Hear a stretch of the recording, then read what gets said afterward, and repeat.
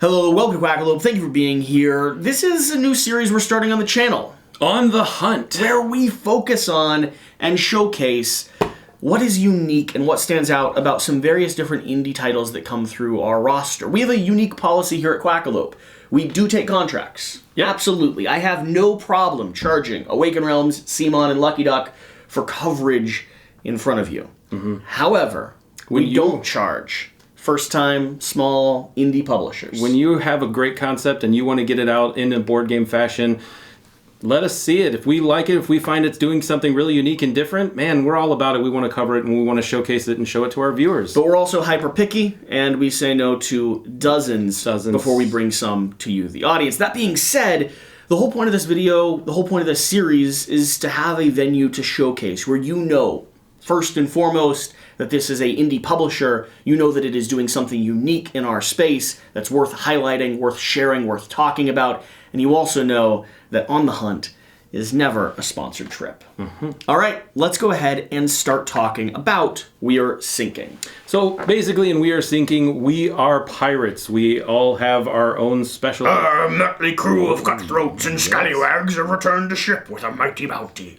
a chest overflowing with gems like you never seen. Now for the perilous voyage home. First we must sail across the deep sea, guarded by the legendary Kraken. The trade winds then take us to Skull Cove, resting place of the cursed Skullsares. From there, we must navigate through rocky passing, home to the dastardly Sirens. Finally, we sneak through the hunting grounds of the Megaladon. Take heart, mateys. We'll be back in port in no time. After all, the journey home is the easy crack. What was that? Avast me, hearties! We're sinking! Yes. So we are pirates. Flavor text. We are going to sail home with the booty that we have managed to secure in our ship, and we are going to be facing up against some sort of an evil thing, whether it be a shark, a kraken, the sirens, what have you, and each one of them has a special ability that makes it unique fighting against them. This is a higher player count party-style game with a touch of a semi-cooperative functionality or system to it, because the way that you win or lose depends on whether or not your ship makes it out alive or sinks into the murky depths. And by the way, this adorable little pirate ship will slowly start to get lower and lower as the game goes on. Mm-hmm. You win if the ship stays alive. And you happen to have the most treasure hidden in your hand. So you could spend the entire game running around the deck, grabbing treasure, fishing in the sea for gems and jewels, and not really helping fight off the giant creature or keep the ship from sinking. Yes, if you don't do some of those things like bailing water or patching up breaches, then you're going to have an issue because your ship is 100% going to sink. If your ship happens to sink, all that gold and jewels that you happen to put into your hand, they have a, let's say, negative effect on your ability to float. To start to sink because your pants are heavy.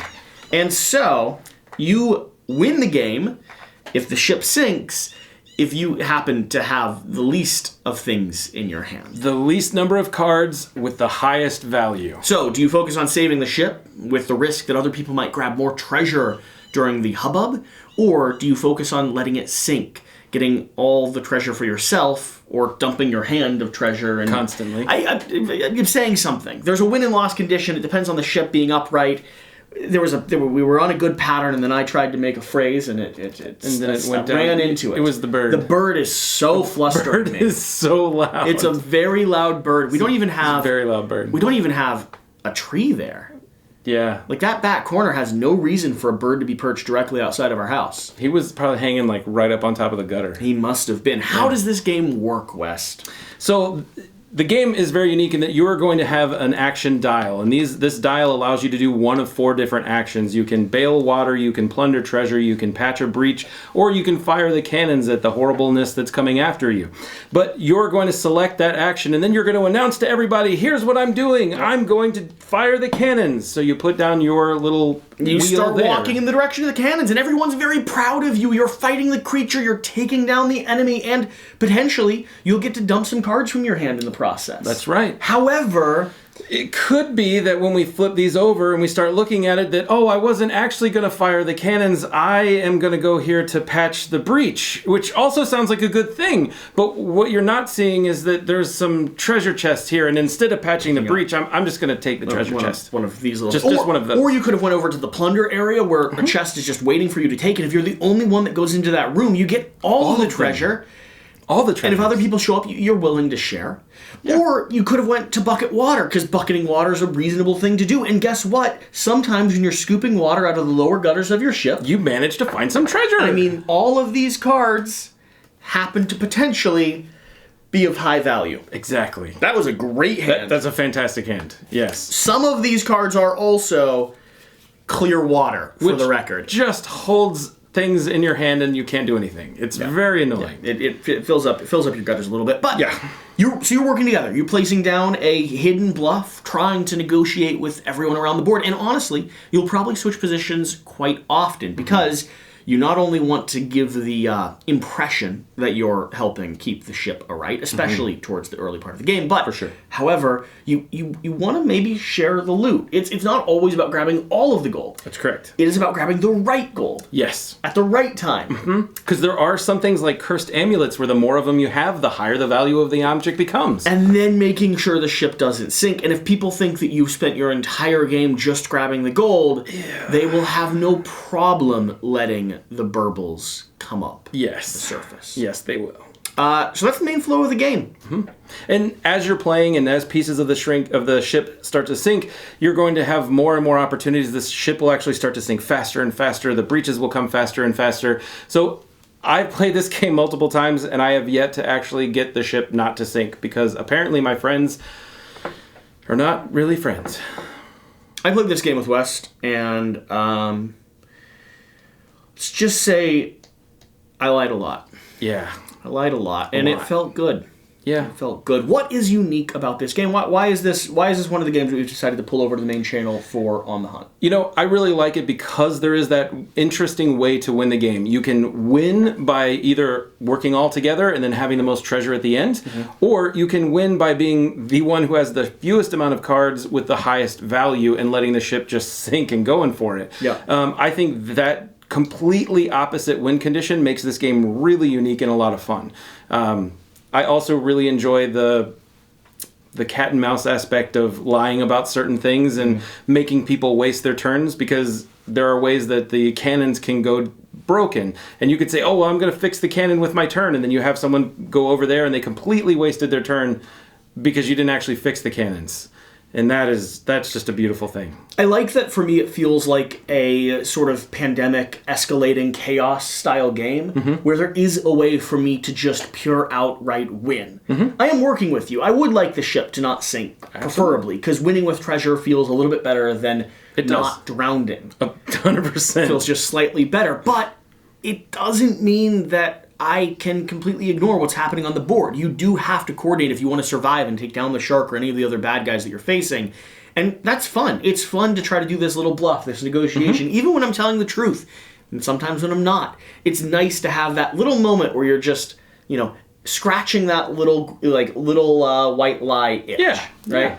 Yeah. I think that part makes it very fun. Yeah. And I believe that the higher the player count, the more fun you're going to have. But I think the biggest thing that makes it stand out, that makes it unique for me, is it is a very quick playing game that still has just enough depth, just enough strategy, and just enough chaos to make it something that I want to return to with those higher player counts, the 4, the 5 people, where the chaos just starts getting out of hand, and you can laugh out loud as you watch a friend run and grab all the treasure that all of you agreed to ignore. Yes. And you can laugh even more when 2 other people happen to have thought to do the same thing, and they all split the pot between themselves. Or get nothing because there's not enough treasure in there, and there's too many people in there, and nobody gets anything at that point, which I think is hysterical. And outside of that, the flavor text, the artwork, the style, the design, everything they're doing here, I think they're doing right. I mean, how adorable is this burbleless little ship that's, that releases treasure and sinks lower and lower into the water as the game progresses.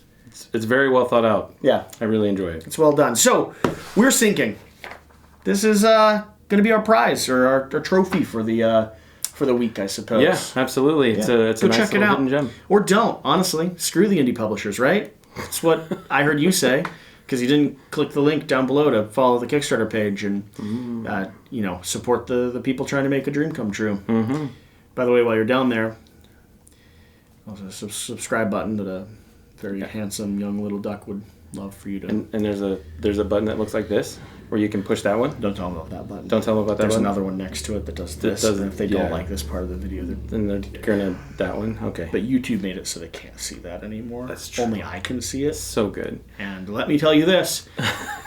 We never have thumbs down on our videos. So many upsies. Not one. Everyone does this. I'm pretty sure I am universally loved. And the bell.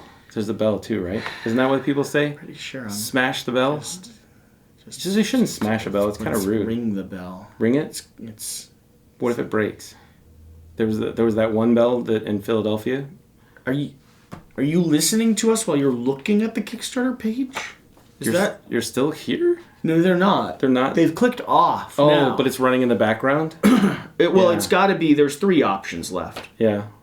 They either have fallen asleep, which is possible because sometimes people do enjoy the sound of grating voices. Mm-hmm. They've clicked on the Kickstarter link already after subscribing to us, and they're now looking at the campaign, seeing if we say anything else interesting in the background, which we won't. No.